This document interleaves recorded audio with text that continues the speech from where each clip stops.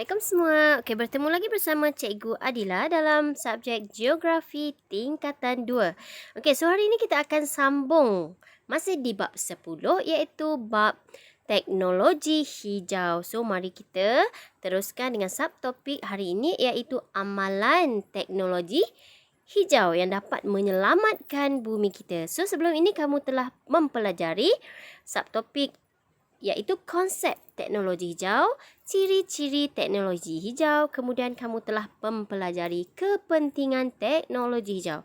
So untuk hari ini kita akan pergi kepada subtopik amalan teknologi hijau. So mari kita lihat secara umum dahulu amalan teknologi hijau ada berapa yang kita ingin pelajari hari ini, iaitu ada di sini ada 5, kemudian di sini ada 4 lagi. So kesemua amalan teknologi hijau yang kita ingin pelajari pada hari ini ada 9. So mari kita lihat satu persatu. So untuk kali pertama ini sesi 1 ialah penerangan sahaja dahulu. Kemudian sesi kedua saya akan hantar video untuk kamu lebih faham bagaimana amalan tersebut dijalankan. So mari kita lihat amalan pertama. Okey, amalan pertama ialah amalan 5R. Okey, sebelum ni kamu dah pernah dengar kan amalan 3R. Kemudian masih ada amalan 5R. So iaitu gunakan tong kitar semula yang betul. So ada berapa kelas? Ada berapa tong kitar semula yang awak tahu? Ingat lagi tak? Ada 3. So mari kita lihat tongnya. Okey, di sini. Okey, ada warna apa? Yang pertama ada warna biru, iaitu untuk kegunaan kertas. So apa-apa kertas, jenis kertas, semua kertas berwarna ataupun tidak berwarna. Contohnya apa? Akhbar, majalah, buku, helaian kertas katalog, risalah dan apa-apa sajalah. Kotak pun boleh. Cardboard. Kamu kena masukkan dalam tong biru. Okey? Yang tidak termasuk adalah kertas tisu, kertas karbon, kertas minyak atau aluminium, kertas berlapis plastik dan kertas yang kotor. Itu tak boleh masuk dalam tong biru. Okey, seterusnya ada tong apa? Coklat. Okey, warna coklat untuk kegunaan kaca. Kaca ni biasanya apa? Botol-botol lah. Okey, semua botol-botol kaca lah ya. Okey, semua kaca berwarna dan tidak berwarna seperti botol minuman ringan. Balang makanan, botol vitamin dan botol kosmetik. Yang tidak termasuk adalah kristal, cermin tingkap, skrin kenderaan, porselin, seramik, logam, peralatan makmal dan balang atau botol bahan toksik. Ada asid ke dan sebagainya, tak boleh ya. Okey, kemudian tong ketiga adalah tong jingga ataupun oren. Apa kegunaan tong jingga? Kegunaannya adalah untuk tin aluminium, tin keluli dan plastik. Okey, semua jenis aluminium dan tin keluli seperti tin minuman ringan dan bekas makanan. Plastik, semua plastik berwarna dan tidak berwarna seperti beg plastik membeli belah, botol minuman, botol air mineral, bekas makanan, botol cecair pencuci dan botol vitamin. Tidak termasuk adalah bekas cat. Bekas cat kan plastik juga kan? Tapi tidak termasuk ya. Kemudian bekas bahan toksik, peralatan makmal dan bekas styrofoam. Okey, so dah faham ya? 3 tong yang perlu awak kenal dan aplikasilah buat. Contoh dekat rumah ada amalan yang kita boleh buat untuk kita semula. Dekat sinki air contohnya, awak asingkan siap-siap bahagian plastik, bahagian kaca, bahagian aluminium. Kemudian nanti pergilah letak di tong kita semula yang diletakkan. Okey, ia dapat memudahkanlah, dapat membantu kita ya. Okey, kemudian galakkan pengedaran dokumen secara digital. Tak perlu guna yang manual kan. Kita hantar kertas, banyakkan kertas. So nanti bila kertas banyak, sampah pun banyak lah. So kalau melalui digital, contohnya sekarang apa, nak hantar kad hari jadi, contohnya guna kad digital. Nak hantar kad kahwin, guna digital juga. Kemudian apa, nak hantar tugasan sekolah kan, PDPR macam ni kan, guna digital. So dapat menjimatkan kertas. Selain dapat menjimatkan kertas, dia dapat mengurangkan sampah. Okey, cetak atau membuat salinan di kedua-dua belah muka surat. So nak photostat tu guna kedua-dua belah muka surat. Jangan guna sebelah aja, nanti banyak lagi kertas digunakan. Contoh awak nak menulis kan, menulis dalam buku tulis pun sama. Guna kedua-dua belah muka surat. Okey. So kita pergi kepada amalan kedua. Apa itu amalan kedua? Iaitu penjimatan air. Ni dekat rumah awak kena aplikasikan lah. Tak semestinya penjimatan air di tempat-tempat besar kan, contohnya kilang ke dan sebagainya, tetapi ia dimulakan dari rumah. Yang pertama, pastikan pilih air ditutup. So pergi cek sekarang dekat rumah, dekat bilik air dah tutup ke belum. Kalau ada yang sikit-sikit tu pun, menitik-nitik tu pun perlu ditutup sebab kalau lama-lama dia akan lagi banyak lah. Okey, dia akan membazir lah, pembaziran Okey, buat aduan jika terdapat kerosakan atau kebocoran paip. Kalau ada dekat depan rumah awak tu ada bocor kan, ada mengalir, awak nampak mengalir je air tu, awak pastikan bocor. Buat aduan. Kalau dekat tempat awam ke pun boleh awak buat aduan, bagi tahu je lokasi. Okey, menadah air hujan untuk digunakan semula bagi mencuci. Okey, mencuci janganlah guna air hujan tu untuk minum air pula. Untuk jerang air untuk minum kan. Itu nanti tak sihat lah. Sebab kandungan air tadahan tu kita tak tahu apa mungkin dia mengalir di bumbung rumah tu. Guna atap-atap edek ke dan sebagainya, ada debu-debu yang kita debu-debu ataupun hablu halus yang kita tak tahu. So jangan untuk minum untuk mencuci boleh lah. Okey. Kemudian, mari kita lihat amalan ketiga, iaitu pengangkutan. Apa kaitan dengan pengangkutan ni? Okey, yang pertama, amalkan menggunakan pengangkutan awam. Kenapa guna pengangkutan awam? Sebab dia tak sesak kan. Bila kita guna pengangkutan awam, semua guna pengangkutan awam, maka dekat jalan kita pun akan kuranglah kenderaan. So, bila kurang kenderaan akan mengurangkan pencemaran. Tak adalah asap-asap kenderaan. Betul tak? Okey, so kalau contohnya nak pergi bandar, kawan awak kan, jiran-jiran awak nak pergi bandar dan sebagainya, guna bas saja. Pergi dekat bandar, sampai juga kan. Cuma nanti mungkinlah awak kena jalan kaki sikit. Betul tak? Tak apalah, sama-sama exercise. Betul tak? Alright, so yang kedua, gunakan perkhidmatan park and ride untuk mengurangkan kesesakan. Park and ride. Okey. Kemudian galakkan penggunaan basikal atau berjalan kaki. Ni bagus sangat sebab cuba kita lihat negara-negara maju. Contohnya Jepun lah. Kat Jepun ni, bukan kat Jepun saja tau. Kalau pergi Thailand ke Vietnam pun, mereka dah banyak menggunakan basikal. Cuma kita tengok dekat Malaysia ni je yang masih kurang lah. Masih kurang yang guna basikal pergi tempat kerja. Yang ada main basikal tengah-tengah malam dekat highway lah. Itu tak ada kerja lah pula pergi main basikal dekat jalan-jalan sibuk. Itu tak nak itu berbahaya. So yang kita ni galakkan penggunaan basikal atau berjalan kaki untuk ke tempat kerja dan sebagainya. Okey, tetapi menggunakan basikal tu perlu ada kelengkapan yang keselamatan lah, alat keselamatan, topi dan sebagainya. Jangan main kedah je. Mentang-mentang basikal kan, tak nak guna topi dan sebagainya. Okey, selain dia dapat mengurangkan pencemaran, ada asap dan sebagainya, ia juga dapat menyihatkan badan kita. Okey, tetapi musim PKP ni biasalah kan, ramai yang tak sihat sebab tak buat aktiviti kan. Okey. So mari kita lihat amalan keempat, iaitu pengurangan sisa. Sisa apa? Dekat rumah banyak sisa kan. Sisa sampah, sisa makanan dan sebagainya. Okey, mari kita tengok mengurangkan penggunaan peralatan pakai buang. Apa peralatan pakai buang? Tahu tak? Contohnya pinggan pakai buang. Polystyrene kan. Polystyrene tu bahaya tau. Okey, polystyrene ni kalau kita bakar dia akan mengeluarkan CFC, chlorofluorocarbon, yang akan menipiskan ozon. So kurangkanlah menggunakan peralatan pakai buang ni. Contohnya plastik, pinggan plastik dan sebagainya. Dia akan meningkatkan jumlah sampah. Betul tak? Kalau kita jenis yang guna dan buang di tempat yang betul tak apa. Tetapi ada lagi makhluk-makhluk di muka bumi ni, dekat Malaysia ni banyak terutamanya yang menggunakan peralatan pakai buang, tetapi buangnya bukan di dalam tong sampah tetapi merata-rata. Contoh kita tengok dekat Pantai Sepat.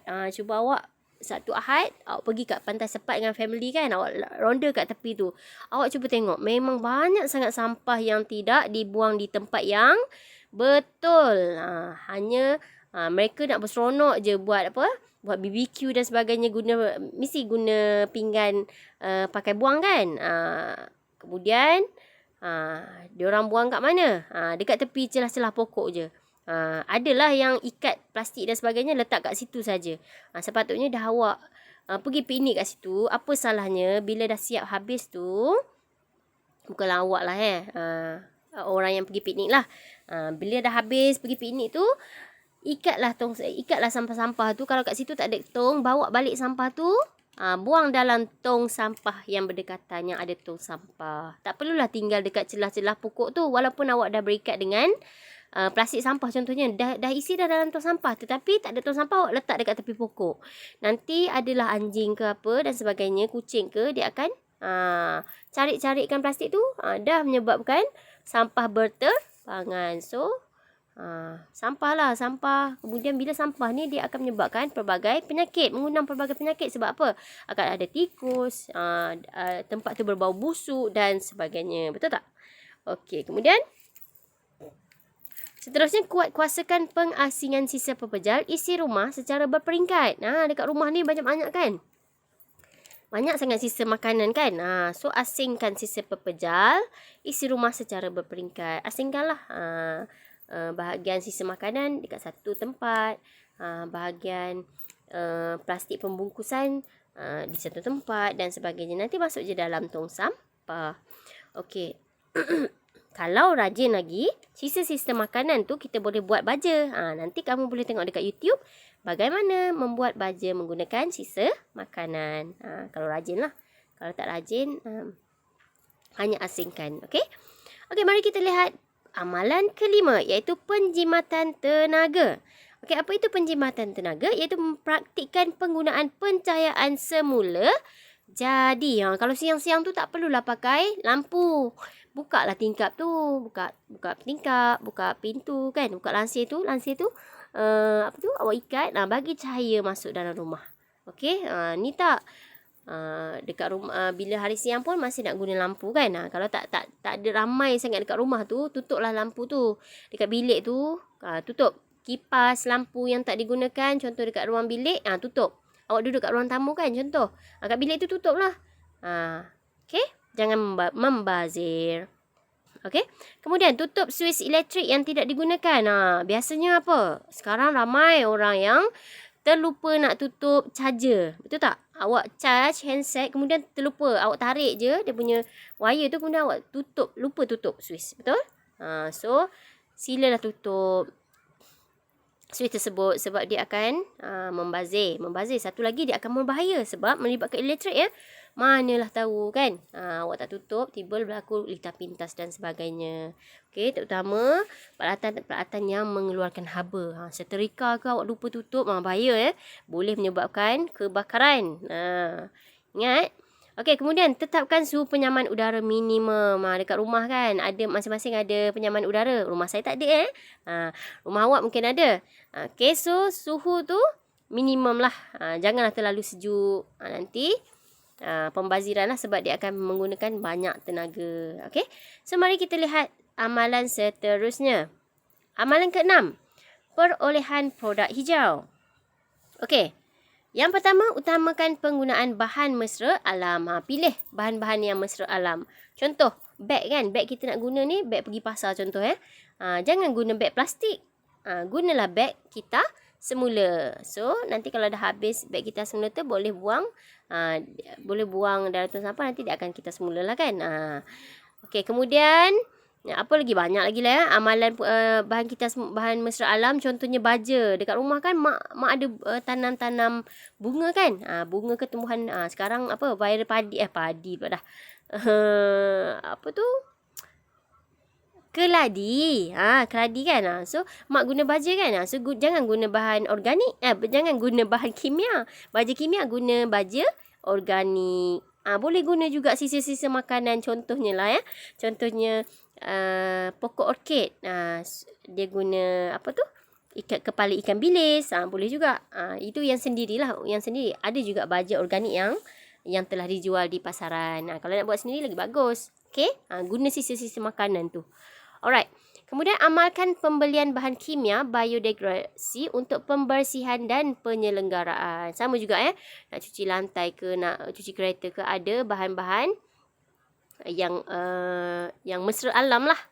Dia bukan bahan kimia saja ya. Okey, pilihlah. Okey, gunakan kertas kita semula. Contohnya buku tulis awak kan. Tahun depan nak guna buku tulis, guna kertas kita semula. Beli yang kertas kita semula, selain lebih murah, dia dapat membantu mengurangkan sampah lah. Kita support. Kita support bahan-bahan kita semula ni ya. Okey, kemudian nombor 7. Apa amalan ketujuh, iaitu zon bebas asap rokok. Saya harap tak adalah kelas kita ni ataupun pelajar kita ni yang merokok. Siapa yang merokok, tolong sangatlah belajar berhenti. Kenapa saya cakap macam ni? Sebab baru-baru ni seminggu lepas ya, abang saya telah meninggal. So antara penyebab dia meninggal, ajal maut di tangan Tuhan lah kan. Tapi asbabnya adalah kerana perokok tega. Dia merupakan seorang perokok tega. So bila perokok ni dia akan dia akan memusnahkan organ utamanya, paru-paru. So bila melibatkan paru-paru, awak bernafas kan, awak tak cukup nafas dan sebagainya, memanglah ia akan berbahaya sangat. So bolehlah sedekahkan Al-Fatihah kepada abang saya ya. Diharapkan abang saya dipermudahkan di sana ya. Okey, tak apa. Kita pergi kepada ni, tetap kawasan larangan merokok. Kalau awak perokok, sila berhentilah ya. Berhenti secara slowly lah. Jangan mendadak lah ya. Tapi kalau sekarang masih merokok, jangan merokok dekat rumah. Sebab apa? Dekat rumah tu ada ibu bapa yang kita sayang, ada adik-adik yang kita sayang, ada adik-beradik kita yang kita sayang. Betul? Kita tak nak mereka terjebak dengan racun rokok ni, betul? So janganlah babitkan mereka. So pergilah merokok di kawasan tertentu, kawasan luar lah. Jangan merokok kat dalam rumah, terutama yang ada bayi. Sangatlah berbahaya kepada dia tak akan jadi contoh awak rokok sekarang, esoknya terus mati. Tak, dia akan ambil masa yang lama, racun tu ya. Okey, kemudian rondaan dan kompaun dikeluarkan kepada perokok. Awak tak boleh merokok di kawasan sekolah, contoh klinik, kawasan-kawasan pentadbiran kerajaan, tak boleh ya. So ni pergi dah kat dalam hutan ke, kat mana-mana kawasan yang bebas orang lah. Okey, dekat restoran pun tak boleh ya. Okey, luaskan edaran poster dan papan tanda amaran larangan merokok. Yang ni kerajaan lah perlu bertindak, ataupun badan-badan tertentu lah, KKM ke, edaran poster dan papan tanda amaran larangan merokok, supaya tidak ada yang merokok di situ. Okey, kemudian apa amalan ke-8, iaitu perkhidmatan makanan. Okey, bagaimana pula perkhidmatan makanan ni dapat boleh diamalkan dalam konsep teknologi hijau, iaitu gunakan pembungkus makanan yang mesra alam. Yang mesra alam contohnya apa? Kertas. Contoh sekarang kan McD ke KFC ke, dulu dia guna plastik kan. Untuk bungkus sekarang dah guna kertas, dah mesra alam. Okey? Sebab kertas kalau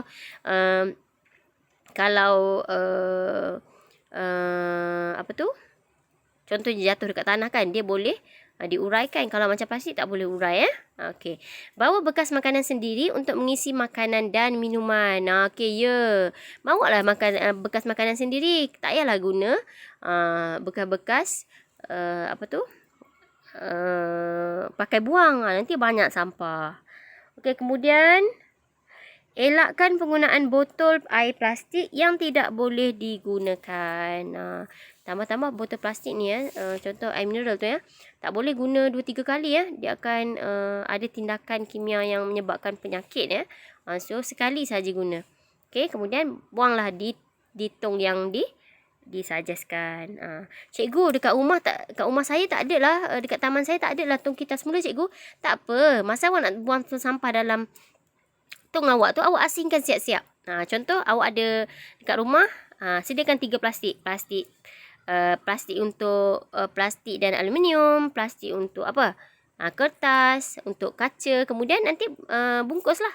Ikat, buang dalam tong sampah awak tu. Nanti bila pengutip sampah tu, kenderaan tu kan, dia ambil, dia sampai dekat tempat dia, dia dah tahu dah, kaca dia akan masukkan dekat bahagian tong kita semula kaca. Macam tu. Kita mudahkan urusan orang sambil menyumbang. Okey, kemudian kita pergi kepada 9. Amalan terakhir. Sebenarnya banyak lagi amalan, cumanya dekat tingkatan 2 ni awak hanya belajar 9 amalan ya. Okey, landscape. Bagaimana landscape? Menanam pokok di sekitar rumah, sekolah dan bangunan. Kenapa? Bila ada pokok ni, maka adalah oksigen, betul tak? Bila ada oksigen ni, suhu persekitaran di kawasan tersebut akan jadi sejuk. Kamu pun relax je. Tak adalah tension sangat sebab panas kan. Okey, pastikan kat rumah tu ada ya. Sekarang pokok keladi kan. Tapi pokok keladi hati-hatilah, takut kena curi pula ya. Okey, kemudian pastikan sistem perparitan berfungsi dengan baik. Jangan tersumbat pula. Cuba tengok, cek dekat rumah tu. Ada tak yang tersumbat? Contoh dekat depan rumah kan. Kalau tersumbat tu tolonglah mak ayah, tolong mak ayah awak kan. Jangan harapkan orang lain je. Awak tengok tersumbat sikit, awak buatlah longkang sikit untuk alirkan air tu kan. Benda mudah, kita mudahkan kerja. Okey, so faham tak 9 amalan teknologi hijau yang dapat membantu memelihara alam sekitar kita? Okey, saya harap awak faham di atas penerangan saya. So untuk lebih faham, awak akan tonton video sebentar lagi. Kemudian dah tonton video, kita akan buat perbincangan sikit. Kemudian kita akan jawab kuis. Okey, itu saja. Terima kasih di atas kerjasama semua. Assalamualaikum warahmatullahi wabarakatuh. Jumpa lagi.